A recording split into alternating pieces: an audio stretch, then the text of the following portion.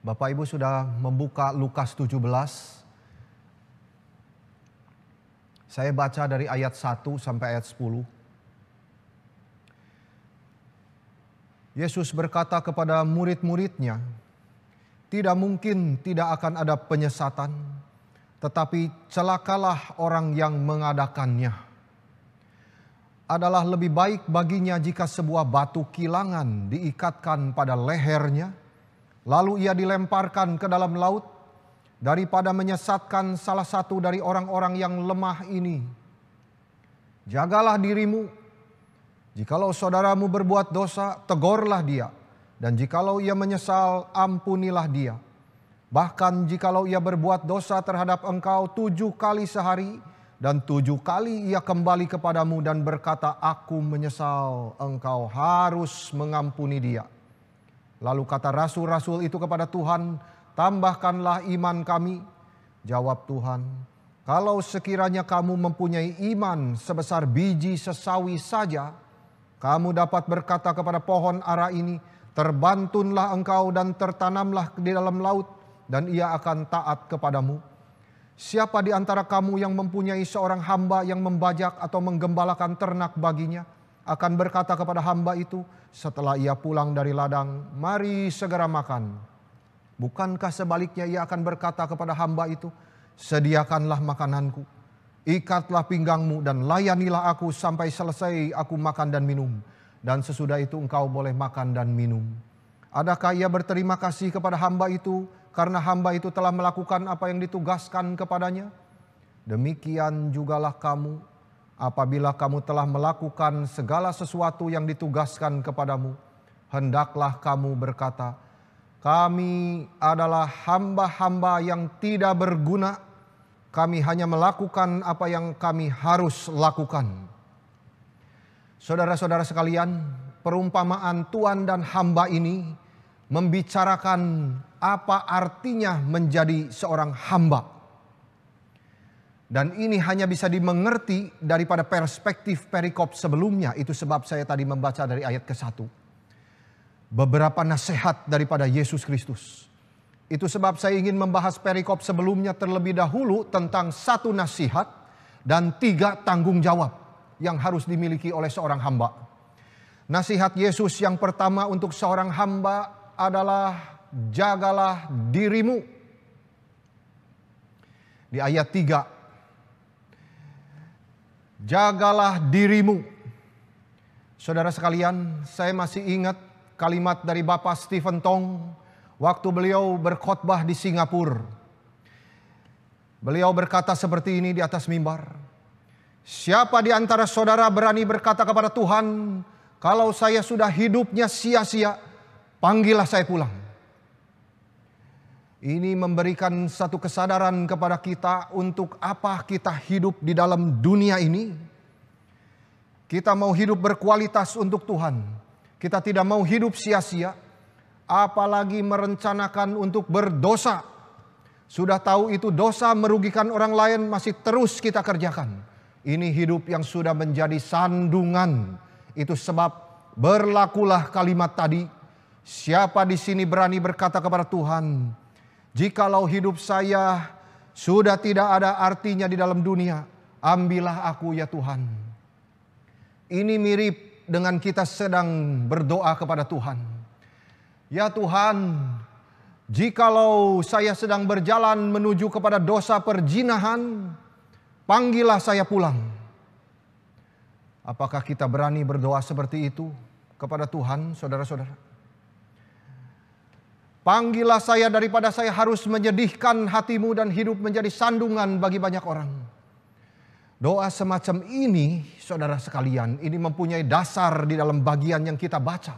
Di dalam kalimat pembukaan di Lukas 17 ayat 1 sampai 2. Pencobaan-pencobaan yang menyebabkan orang berbuat dosa pasti akan datang. Temptations to sin are sure to come. Tetapi celakalah orang yang melalui siapa mereka datang. Lebih baik dia dilemparkan ke laut dengan sebuah batu kilangan diikatkan di lehernya, daripada dia menyebabkan salah satu dari anak-anak kecil ini berbuat dosa.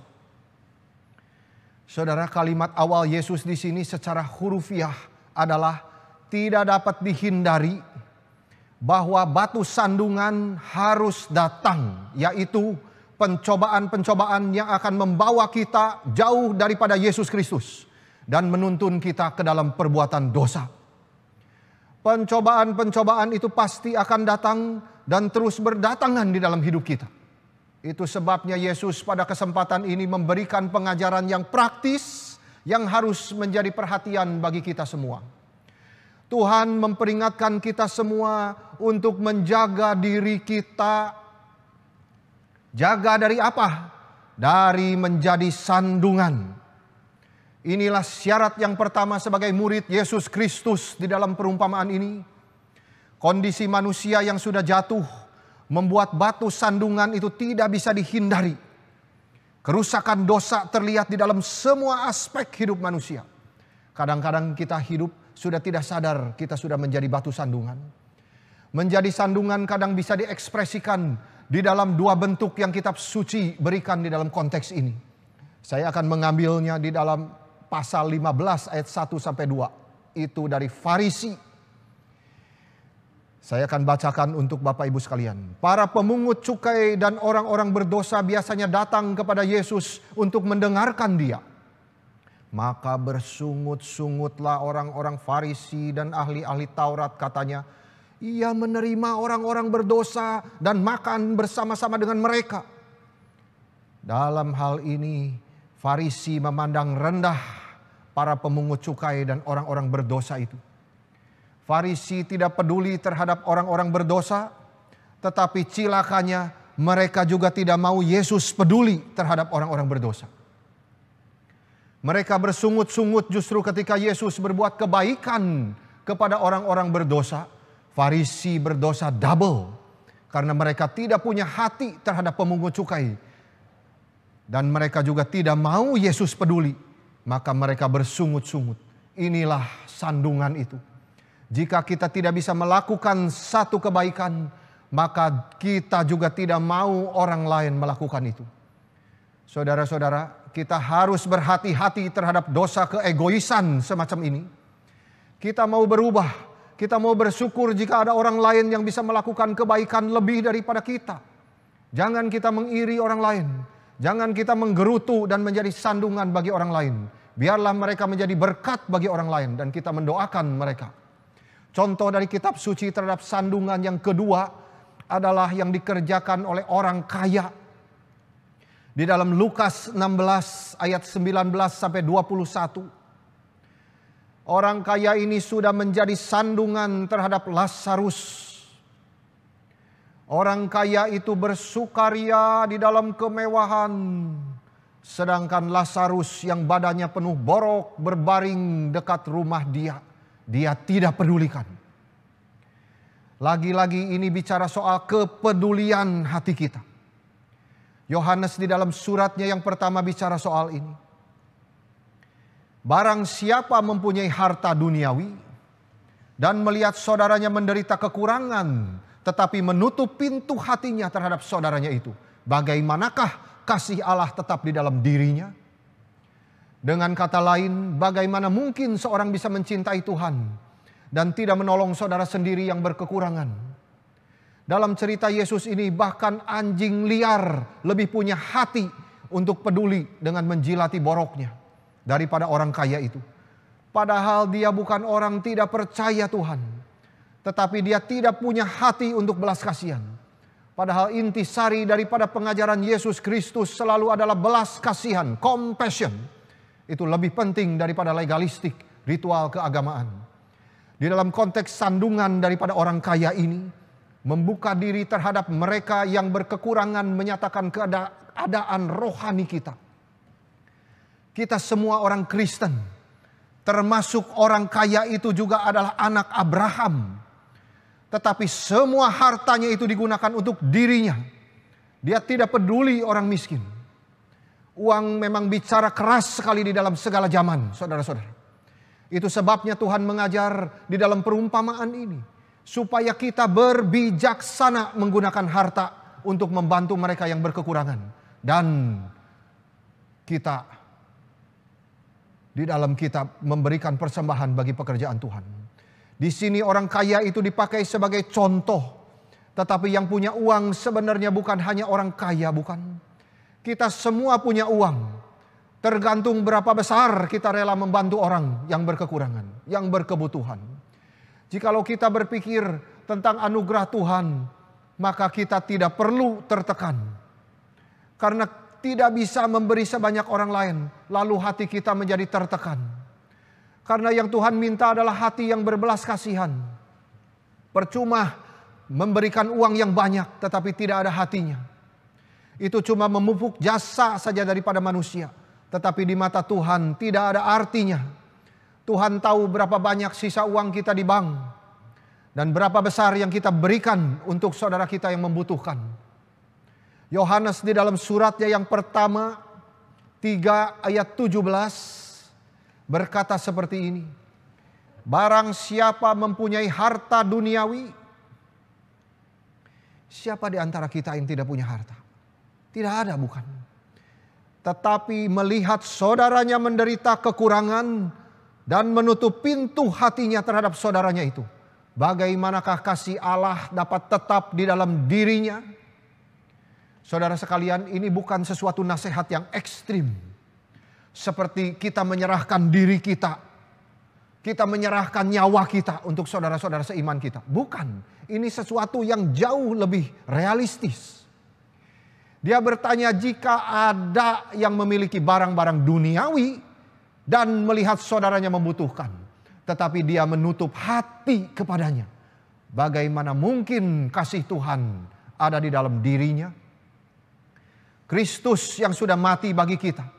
Maka Yohanes mengatakan kita tidak bisa menutup hati kita terhadap sesama orang percaya yang membutuhkan materi. Kita tidak bisa menutup hati kita dan masih berhak mengklaim bahwa cinta Tuhan tetap ada di dalam hati kita. Yohanes di dalam pasal 4 ayat 20 berkata begini. Jika ada yang mengatakan aku cinta Tuhan, namun membenci saudaranya, dia adalah pembohong. Bagi siapapun yang tidak mencintai saudaranya yang telah dia lihat, tidak dapat mencintai Tuhan yang tidak dia lihat. Berarti cinta kepada Tuhan dan cinta untuk sesama orang percaya berjalan bersamaan. Tuhan sudah memberikan latar belakang untuk soal menutup diri bagi saudara di dalam perjanjian lama. Di kitab Ulangan 15 ayat 7 sampai 9. Ini bicara soal menutup hati terhadap orang lain yang membutuhkan. Bagian ini berbunyi begini, saya bacakan untuk saudara sekalian. Jika sekiranya ada di antaramu seorang miskin, salah seorang saudaramu di dalam salah satu tempatmu di negeri yang diberikan kepadamu oleh Tuhan Allahmu, maka janganlah engkau menegarkan hati ataupun menggenggam tangan terhadap saudaramu yang miskin itu. Tetapi engkau harus membuka tangan lebar-lebar baginya dan memberi pinjaman kepadanya dengan limpahnya. Cukup untuk keperluannya, seberapa ia perlukan. Hati-hatilah supaya jangan timbul di dalam hatimu pikiran dursila. Demikian sudah dekat tahun ke-7, tahun penghapusan hutang. Dan engkau menjadi kesal terhadap saudaramu yang miskin itu. Dan engkau tidak memberikan apa-apa kepadanya. Maka ia berseru kepada Tuhan tentang engkau. Dan hal itu menjadi dosa bagimu. Di dalam perikop ini, orang Israel diperingatkan agar tidak membiarkan kejahatan yang penuh perhitungan menyebabkan mereka menutup hati ketika berhadapan dengan orang yang miskin dan membutuhkan. Mereka harus murah hati dan meminjamkan kepada orang miskin, bahkan jika tahun ke-7 ketika semua hutang akan dibatalkan sudah dekat. Ini mengajarkan kepada kita bahwa cinta kepada Tuhan dan murah hati itu tidak bisa dipisahkan. Yohanes mendorong kita untuk menjadi murah hati dan melakukannya di dalam cinta mereka. Anak-anak yang terkasih, janganlah kita mencintai dengan kata-kata atau lidah, tetapi harus dengan tindakan dan kebenaran. Mereka tidak boleh hanya berbicara tentang cinta, tetapi harus mempraktekannya. Dan di dalam konteks ini berarti menggunakan sumber daya mereka untuk memenuhi kebutuhan orang lain.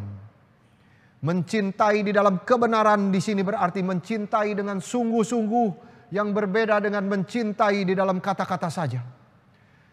Sebuah ilustrasi tentang apa artinya mencintai dengan kata-kata atau lidah, tetapi tidak dengan tindakan dan kebenaran, dapat ditemukan di dalam Yakobus 2. Yakobus 2 ayat 15 sampai 16 saya bacakan untuk saudara.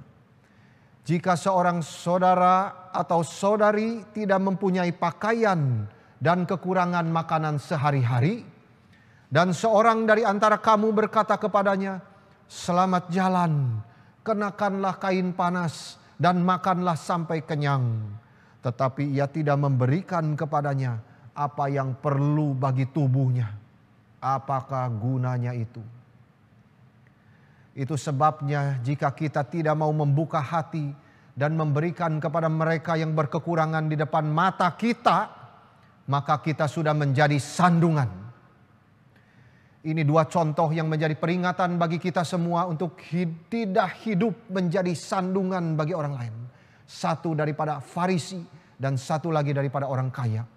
Di sini Yesus memperingatkan para murid, jangan jatuh ke dalam dosa yang sama, yaitu menjadi sandungan bagi orang-orang yang terbuang, yang justru membutuhkan Tuhan. Di dunia yang sudah jatuh ini, batu sandungan akan datang, dan itu banyak macamnya. Tetapi kata Yesus, celakalah orang yang melaluinya sandungan itu datang. Kita harus menafsirkan celaka di sini dengan sangat hati-hati, saudara. Yesus tidak berkata bahwa celaka itu adalah kalau sebuah batu kilangan diikat di leher lalu dia dilemparkan ke laut.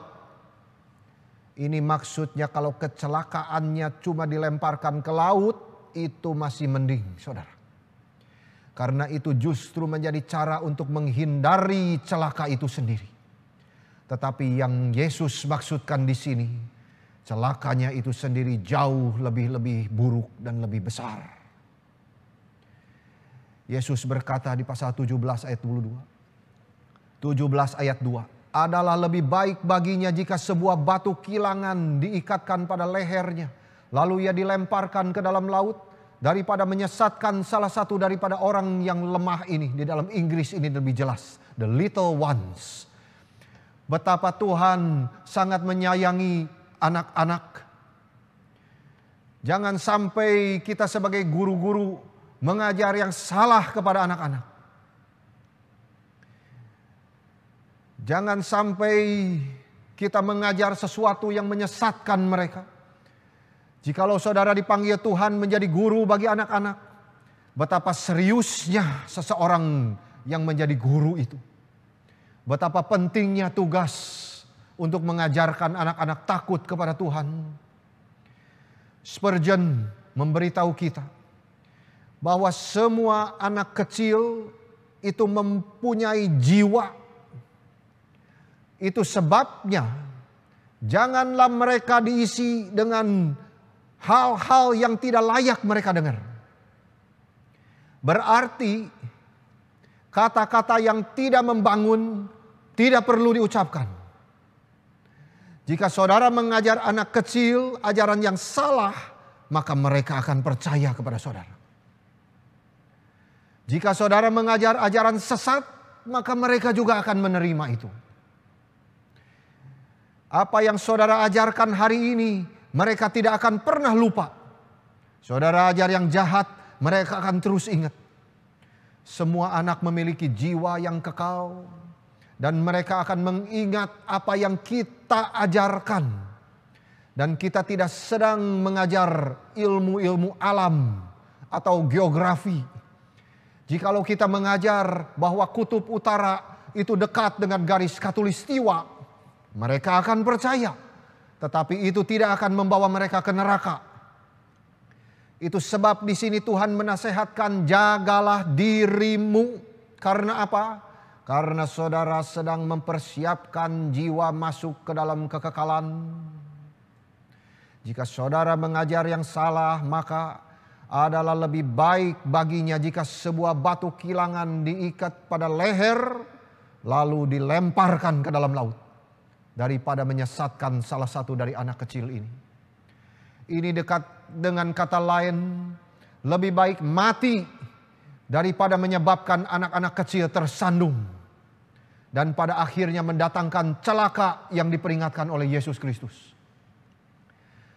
Jadi lebih baik bagi hamba-hamba Tuhan, bagi guru-guru yang mengajar salah mati daripada mengajar doktrin yang salah itu. Lebih baik sebelum mengajar yang salah kita mati dulu. Betapa kerasnya ajaran Tuhan di sini. Saya kadang tidak mengerti mengapa masih banyak hamba-hamba Tuhan berani mengajar kesesatan di mimbar. Itu sebabnya kita harus mendoakan mereka dengan tekun.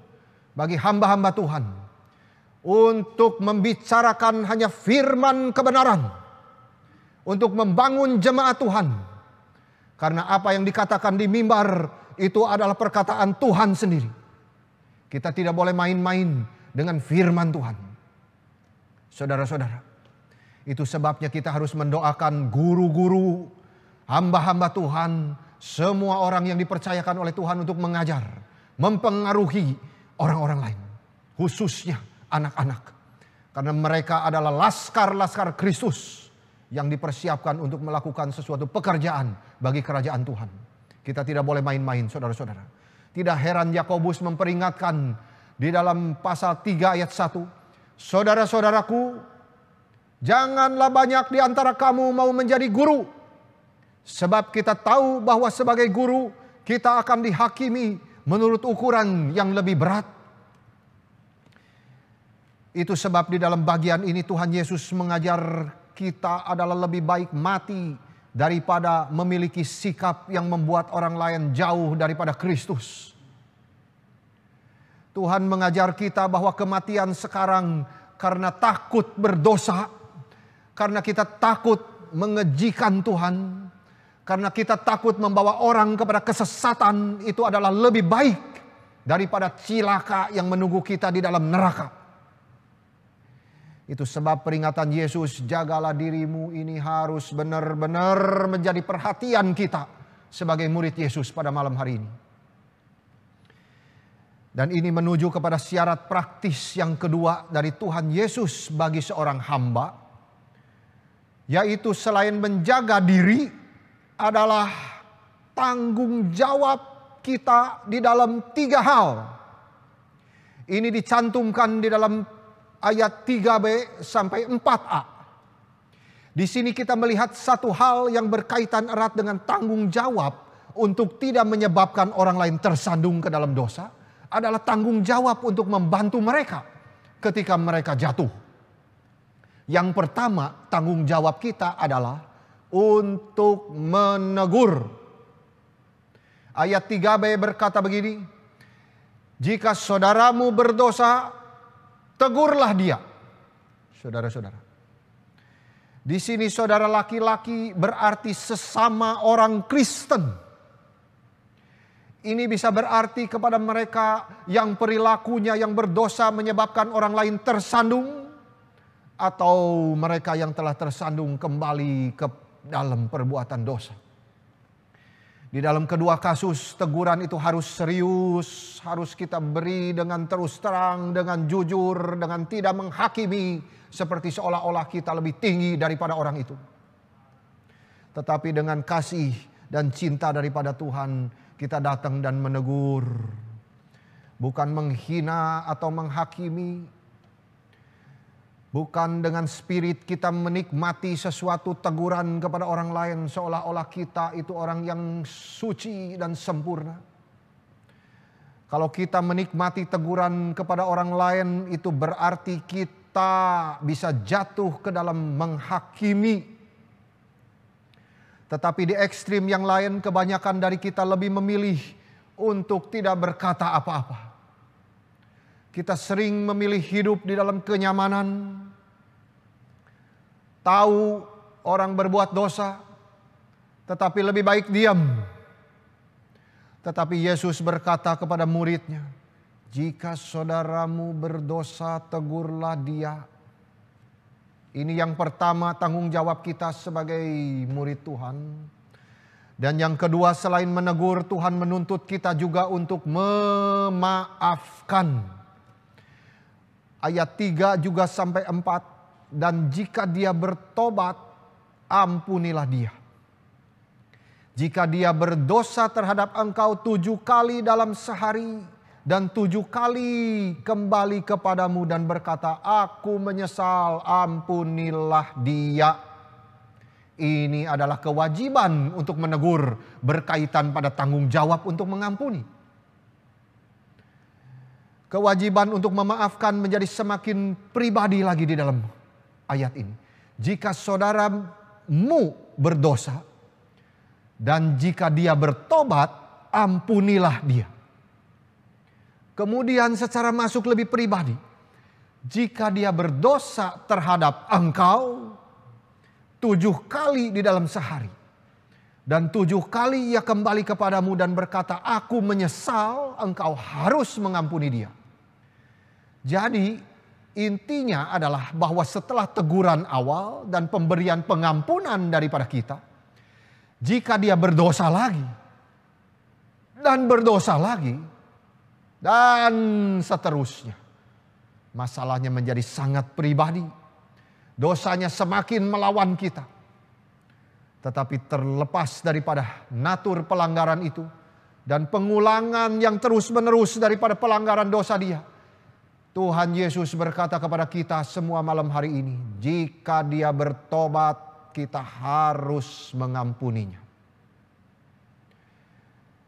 Saudara-saudara, berat sekali untuk mengampuni pasangan kita yang berselingkuh, bukan? Tetapi ini adalah perintah daripada Tuhan. Sangat sulit mengampuni orang yang terus-menerus menghina, bahkan menyakiti kita. Kita lebih suka dendam sama dia, dibawa sampai ke kuburan kalau bisa. Saudara-saudara. Tetapi ini Tuhan memerintahkan dengan jelas kepada kita untuk mengampuni. Itu sebabnya saudara-saudara, secara natur kita tidak mungkin bisa mengampuni. Tetapi kalau kita mengarahkan mata kita kepada Yesus Kristus yang sudah tersalib itu, yang sudah mengampuni dosa-dosa kita, maka kita akan dimampukan untuk bisa mengampuni orang lain. Jikalau kita sadar betapa cinta kasih Yesus kepada kita seorang pendosa besar, maka disitulah kita mempunyai kekuatan untuk memaafkan orang yang bersalah kepada kita. Jadi mintalah kekuatan dari Tuhan untuk bisa mengampuni mereka yang menyakiti kita. Pengampunan ini adalah mengutip kata sifat yang digunakan di sini, yaitu tidak terbatas, total, tidak terukur pengampunan itu. Dan ini harus menjadi satu kebiasaan bagi kita untuk mengampuni di dalam setiap kasus. Yesus menempatkan beban tanggung jawab kepada orang yang mengampuni daripada orang yang bertobat. Mungkin saja ada permintaan maaf yang munafik, tetapi Tuhan tidak berkata lebih dari apa yang Ia sudah katakan. Sederhana, clear, simple. Jika mereka menyesal, ampunilah mereka.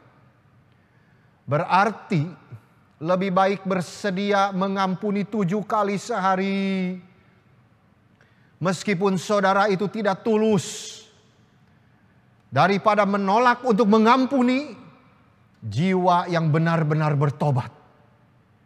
Dan dengan demikian kita sudah menjadi batu sandungan di jalan Dia. Ini hal yang sulit sekali, saudara.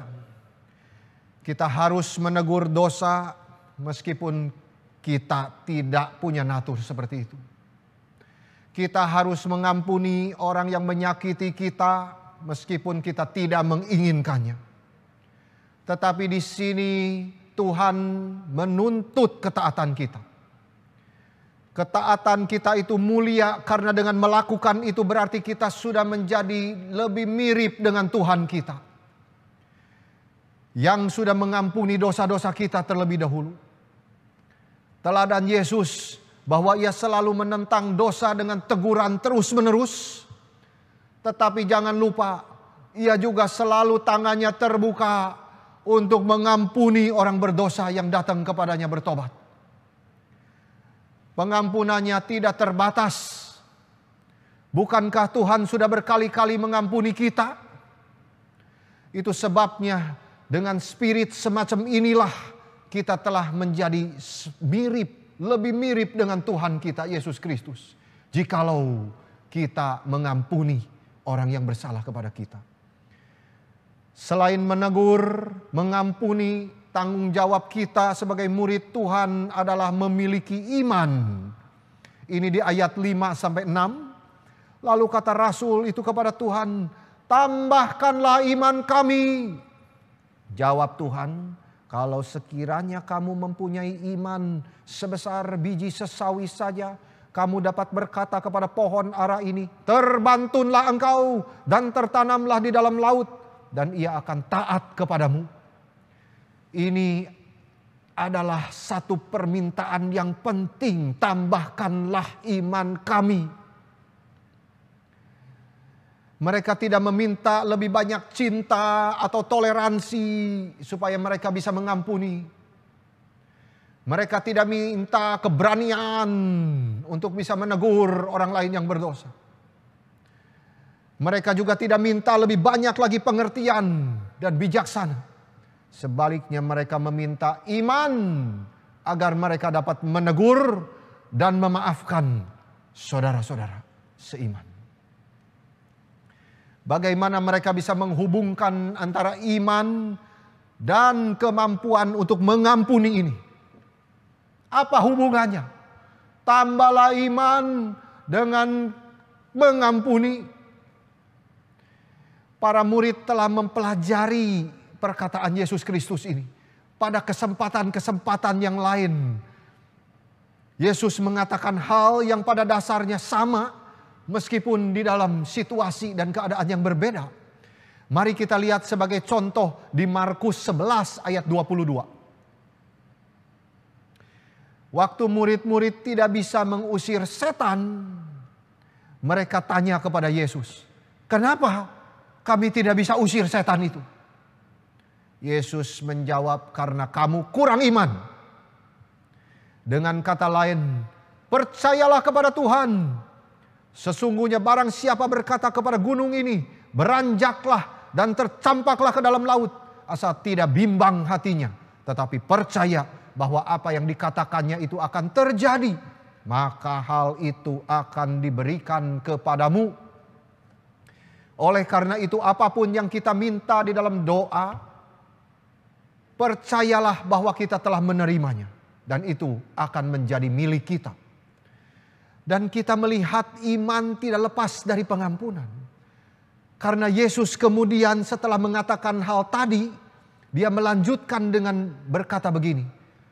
Ketika kita berdiri untuk berdoa, loh, sepertinya tidak ada hubungannya. Tetapi lihatlah, Tuhan kita berkata begini. Ketika kita berdiri untuk berdoa, ampunilah dulu sekiranya ada barang sesuatu di dalam hatimu terhadap seseorang, supaya juga Bapamu yang di surga mengampuni kesalahan-kesalahanmu. Saudara-saudara, kenapa doa-doa kita seringkali terhalang? Karena ketika kita berdoa kepada Tuhan, hati kita menyimpan kebencian kepada saudara sendiri. Kesalahan mereka tidak kita ampuni, tidak kita maafkan. Malah hati yang dendam itu akhirnya akan menghalangi perkataan kita kepada Tuhan.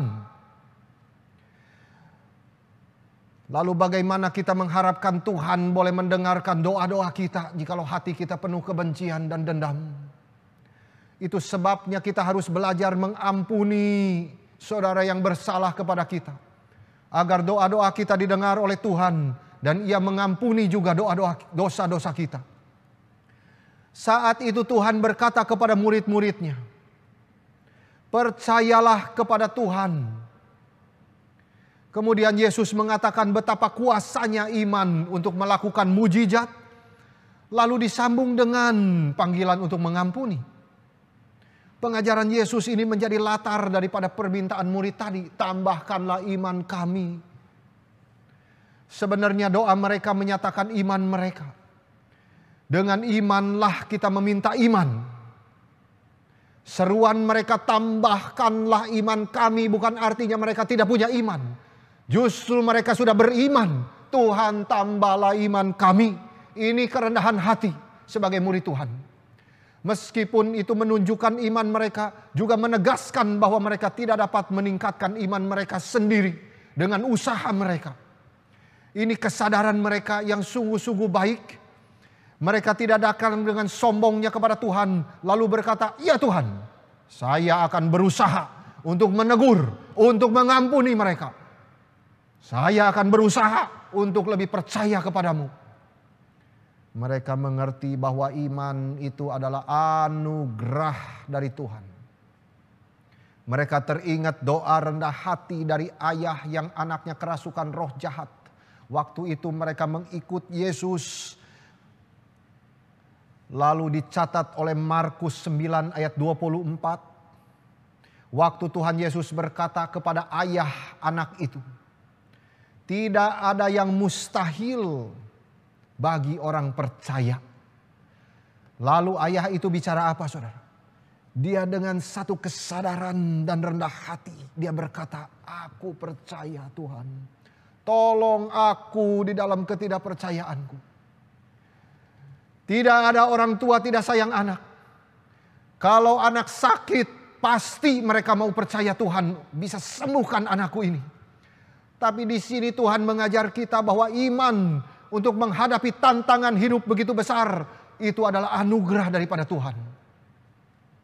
Murid-murid sadar di situ bahwa iman yang lebih besar hanya bisa datang melalui doa. Tambahkanlah iman kami ya Tuhan. Mereka memahami bahwa kita mendapat kuasa Tuhan hanya melalui iman. Dan pengampunan membutuhkan kekuatan dari Tuhan.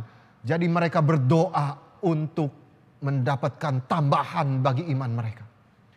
Kalau kita lihat di Perjanjian Lama, ada bagian yang juga mengajarkan bahwa orang beriman itu memiliki kemampuan untuk mengampuni.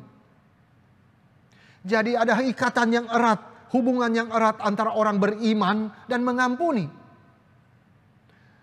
Orang beriman adalah pengampun, pemaaf, lemah lembut.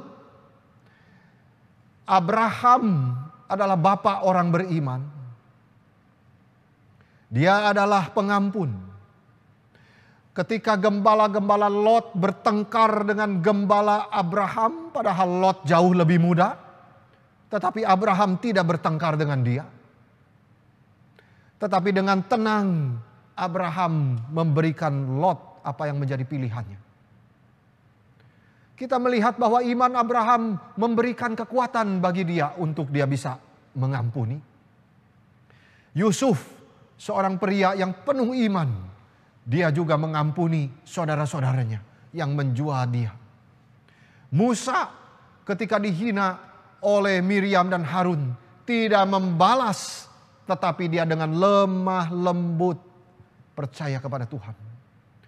Daud meskipun punya kesempatan untuk membunuh Saul, dan semua orang-orangnya di saat itu sudah mendesak dia, tetapi dia malah menyelamatkan Saul karena dia percaya kepada Tuhan. Inilah semua contoh. Mereka semua bukan hanya luar biasa di dalam iman, tetapi juga sekaligus mereka adalah pengampun. Jiwanya lemah lembut. Mereka mengampuni orang yang menyakiti hati mereka, yang berbuat salah kepada mereka. Berarti orang beriman itu mempunyai hati yang tenang. Ia punya semacam istirahat di dalam jiwanya. Itu sebab dia tidak suka menyimpan dendam di dalam jiwa dia. Tetapi malah dia menyimpan pengampunan. Pengampunan Yesus yang terus dia tawarkan. Kalau kita masih sulit untuk mengampuni, kita harus berdoa minta iman kepada Tuhan. Kita harus percaya bahwa Tuhan yang mengatur segala sesuatu yang terjadi di dalam dunia ini. Termasuk segala salah paham, salah mengerti, pertikaian dan sebagainya. kita harus beriman bahwa Tuhan mencintai dan menjaga kita. Dan Tuhan itu adil adanya. Itu sebab kita harus memohon seperti para murid. Tuhan, tambahkanlah iman kami, sehingga kami bisa mengampuni mereka yang bersalah kepada kami. Yesus berkata di ayat 6, kalau sekiranya kamu mempunyai iman sebesar biji sesawi saja, kamu dapat berkata kepada pohon ara ini, terbantunlah engkau dan tertanamlah di dalam laut, dan ia akan taat kepadamu. Nah saudara, teks ini harus ditafsirkan di dalam konteks pengampunan. Yaitu ketika kita sadar bahwa pohon bisa berdiri di atas akarnya itu ke bawah bumi, dia menancap dan masuk ke dalam, berakar dengan kuat. Demikian juga sifat buruk dendam kita yang begitu mengakar di dalam karakter kita. Hanya Tuhan yang bisa mencabut itu. Kemarahan kita, dendam kita kepada orang lain, saudara-saudara, hanya Tuhanlah. Dan kita harus beriman kepada Dia. Jikalau kita memiliki satu istirahat yang tenang di dalam jiwa kita, kita bisa membuang dendam itu ke dalam laut. Saudara-saudara, kalau kita masih sulit untuk mengampuni, marilah kita berdoa kepada Tuhan. Ya Tuhan, tambahkanlah iman kami. Maka Tuhan akan mendengarkan kita. Karena itu doa yang berkenan kepada Tuhan. Dan Tuhan akan menjawabnya sesuai dengan keinginan kita yang baik. Dengan mengampuni saudara kita, jiwa kita mendapat ketenangan dan terbebas daripada rasa dendam yang justru mengikat kita. Inilah 3 tanggung jawab bagi kita sebagai murid Tuhan. Yaitu menegur, mengampuni, dan memohon iman. Lalu kita sampai kepada akhir daripada nasihat Yesus. Ia memberikan kita pengertian tentang apa artinya menjadi seorang murid di dalam perumpamaan Tuhan dan hamba. Dan ini menjadi pembahasan kita yang terakhir, yaitu tugas kita sebagai seorang murid Kristus. Di ayat 7 sampai 10. Kalau kita lihat latar dari perikop ini, ada syarat-syarat yang sangat besar yang Yesus berikan kepada murid-muridnya. Dan kita sudah bahas tadi. Yang pertama, untuk menjaga diri, untuk tidak menyebabkan anak-anak kecil tersandung. Artinya jangan hidup menjadi sandungan. Yang kedua, untuk menegur saudara seiman yang berdosa. Yang ketiga, untuk mengampuni mereka yang berdosa dengan tidak terbatas. Lalu yang keempat, untuk memohon iman kepada Tuhan. Lalu dengan melakukan semua ini, maka seorang murid akan menganggap, wah, saya sudah pantas mendapatkan sesuatu pujian, mendapat sesuatu kemuliaan dan perkenanan daripada Tuhan. Dia akan merasa diri menjadi murid Tuhan yang sudah berjasa karena sudah bisa berbuat baik, sehingga tidak menjadi sandungan. Dia sudah sering kali menegur, oh sayalah itu. Saya selalu menegur mereka yang bersalah. Dia juga hatinya gampang mengampuni orang lain dan imannya sudah luar biasa. Wah, dia pikir sayalah murid Kristus yang hebat. Layak disebut sebagai hamba Tuhan yang besar. Ini salah belaka, saudara-saudara. Justru di dalam bagian ini, Yesus menghancurkan pemikiran kesombongan semacam ini. Dengan memberikan kita perumpamaan yang simpel tentang hubungan budak dan tuan di dunia kuno. Saudara-saudara. Meskipun sudah ribuan tahun, tetapi message-nya tetap sama. Tetap relevan bagi kita. Mari kita melihatnya di ayat ke-7. Yesus Kristus berkata, siapa di antara kamu yang mempunyai seorang hamba yang membajak atau menggembalakan ternak baginya, akan berkata kepada hamba itu setelah ia pulang dari ladang, mari segera makan? Tidak ada. Lalu Yesus melanjutkan ayat 8. Bukankah sebaliknya ia akan berkata kepada hamba itu, sediakanlah makananku, ikatlah pinggangku, dan layanilah aku sampai selesai aku makan dan minum. Dan sesudah itu engkau boleh makan dan minum. Iya. Lalu Yesus melanjutkan lagi ayat 9. Adakah ia berterima kasih kepada hamba itu? Karena hamba itu telah melakukan apa yang ditugaskan kepadanya? Tidak. Kemudian Yesus menutup dengan nasihat praktis yang membangunkan mereka. Demikian jugalah kamu, apabila kamu telah melakukan segala sesuatu yang ditugaskan kepadamu, hendaklah kamu berkata, kami adalah hamba-hamba yang tidak berguna. Kami hanya melakukan apa yang kami harus lakukan. Konteks daripada perumpamaan ini adalah hubungan yang dingin antara seorang tuan dengan seorang budaknya. Di mana seorang budak itu diharapkan mematuhi apapun yang diperintahkan tuannya untuk dia kerjakan. Jika tuannya memerintahkan hambanya untuk membajak ladang sepanjang hari, kemudian setelah itu hambanya ini pulang ke rumah, bukan istirahat dan ikut makan, tapi ia harus kerja lagi menyiapkan makan malam untuk tuannya ini. Dia harus taat karena dia tahu bahwa semua itu adalah tugas-tugasnya. Very simple. Dan di dalam budak ini melakukan tugas-tugasnya, dia tidak menerima sama sekali ucapan terima kasih hambaku. No. Karena memang mengucapkan terima kasih kepada budak ini hal yang sangat tidak biasa. Apa yang Yesus ingin ajarkan di dalam perumpamaan ini? Yesus menginginkan murid-muridnya dan kita semua untuk mengetahui apa artinya menjadi seorang hamba. Para murid hidup di dalam konteks yang menekankan tentang soal upah. Saya diberi upah atau tidak? Saya sudah kerja seharian, mana upah saya? Kita ingat mereka lebih dari satu kali berdebat tentang siapa di antara mereka yang terbesar di dalam kerajaan surga. Itu sebabnya Yesus mengajar mereka di dalam Markus 9 ayat 35. Jika seseorang ingin menjadi yang terdahulu, hendaklah ia menjadi yang terakhir dari semuanya dan pelayan dari semuanya. Lalu di dalam Yohanes 13 ayat 1 sampai 17. Ini contoh daripada Tuhan kita Yesus Kristus yang begitu luar biasa dengan merendahkan dirinya sendiri. Teladan, dia cuci kaki murid. Dan setelah perjamuan malam itu Yesus mengajarkan kepada mereka prinsip menjadi seorang hamba. Lalu di Lukas 22 ayat 26 sampai 27. Yesus berkata, yang terbesar di antara kamu hendaklah menjadi sebagai yang paling muda dan pemimpin sebagai pelayan. Sebab siapakah yang lebih besar, yang duduk makan atau yang melayani? Bukankah dia yang duduk makan? Tetapi aku ada di tengah-tengah kamu sebagai pelayan. Hamba. Yesus terus menerus mengajarkan kepada murid-muridnya untuk tidak bekerja di dalam kerajaan Tuhan demi upah.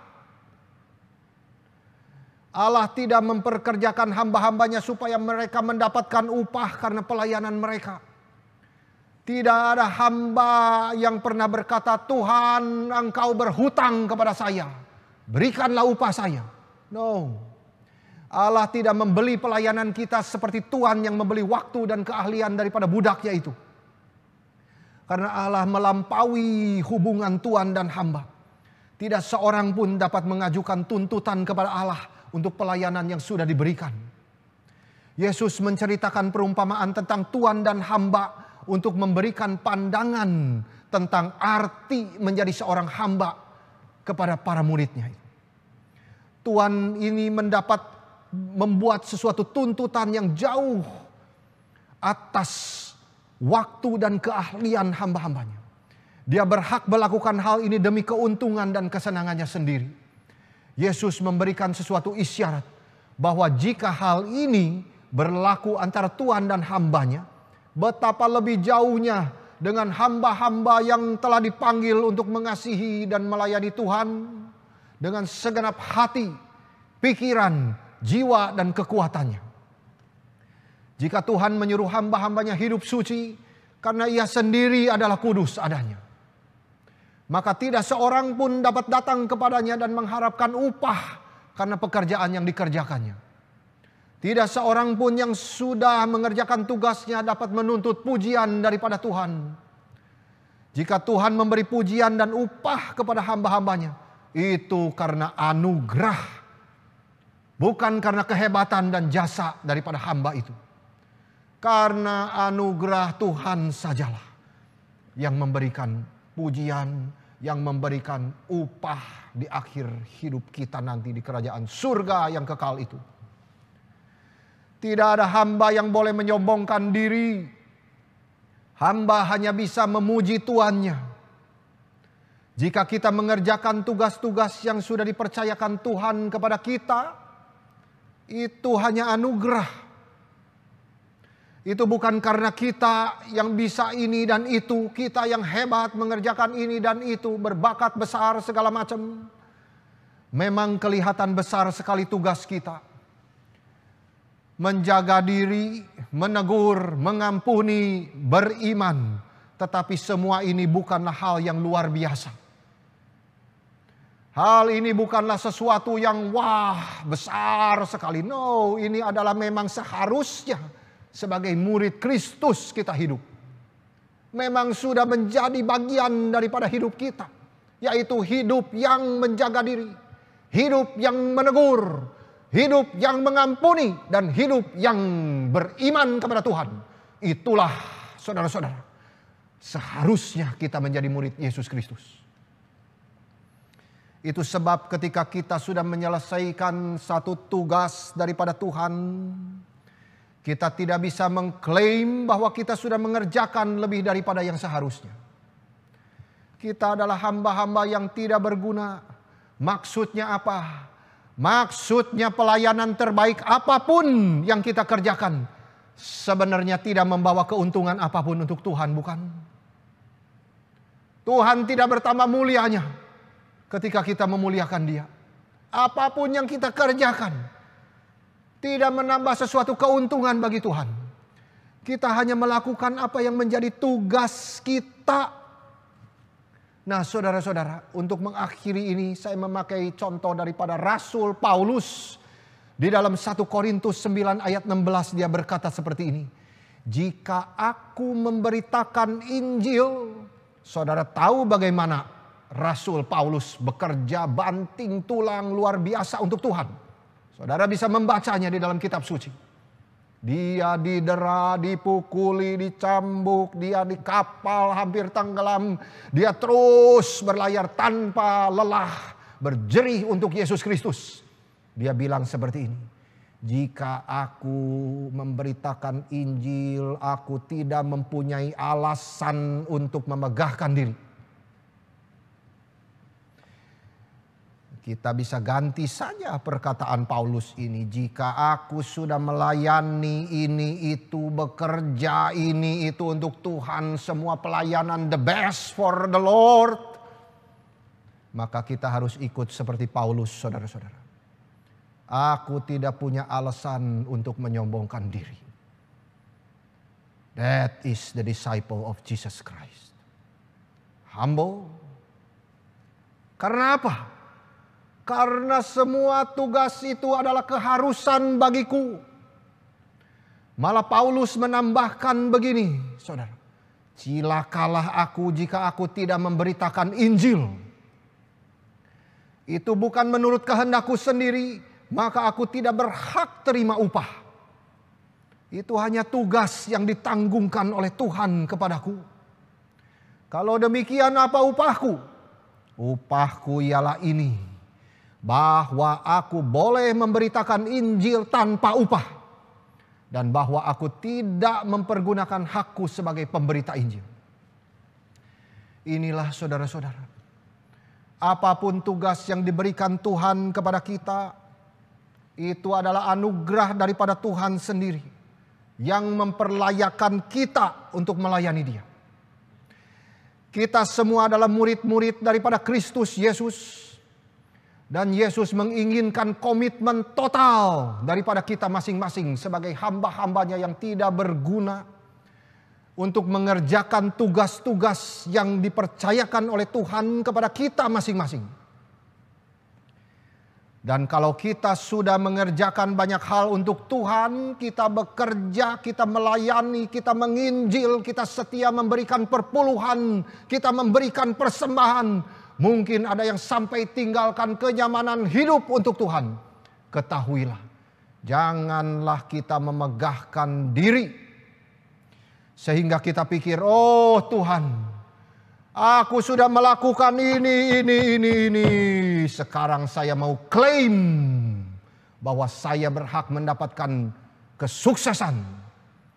Bahwa saya setelah melayanimu dengan begitu berjerih lelah, saya mendapatkan hidup yang sehat. Bahwa saya sudah memberikan hidup saya bagimu, saya berhak mendapat kekayaan. Saya berhak mendapat pekerjaan dengan karir yang bagus. Saya memang seharusnya mendapat upah kesembuhan dari penyakit saya yang berat. No, saudara-saudara, tidak. Tuhan tidak pernah hutang kepada kita apapun. Kita semua adalah hamba-hamba yang tidak berguna, yang hanya mengerjakan tugas-tugas yang seharusnya kita kerjakan. Itu sebab jikalau kita sadar diri sebagai hamba, maka hargailah waktu yang Tuhan berikan. Kita tidak bisa seenaknya memakai waktu. Bekerja semaunya, tidur semaunya. Hamba yang diceritakan Yesus seharian kerja, pulang masih harus kerja lagi sedia makanan untuk tuannya. Saudara-saudara, itu sebab harus ada satu komitmen mengerjakan tugas-tugas yang dipercayakan Tuhan bagi kita semua. Karena tugas-tugas itu adalah anugerah bagi kita. Kita harus bersyukur untuk tugas-tugas yang kita punya, yang dipercayakan Tuhan kepada kita, untuk membentuk kita, untuk kita belajar bersyukur dan memuliakan Tuhan.